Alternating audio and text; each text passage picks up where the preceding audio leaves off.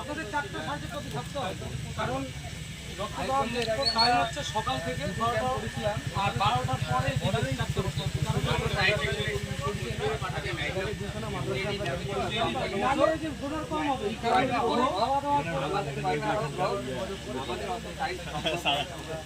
মানে 10টা হইলো বা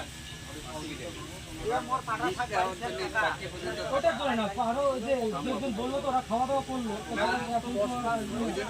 একটু লেটে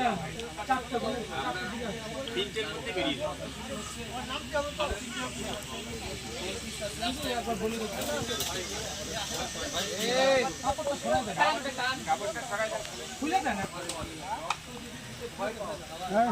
গ্যারান্টি দিয়ে বলতে পারবে আমার পরিবারের কারো রক্ত লাগবে রক্ত যখন লাগবে তখন রক্তটা কোথা থেকে লাগবে রক্তগুলো কোথা থেকে মানুষের ভাবতে যে রক্ত দেওয়া যাবে না রক্তগুলো ক্ষতি হতে পারে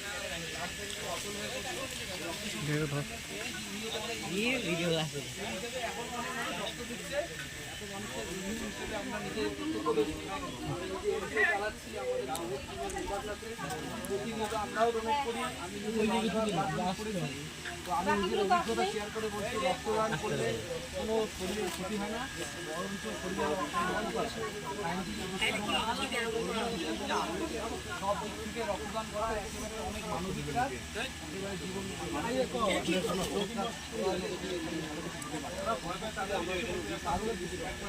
একবার হলে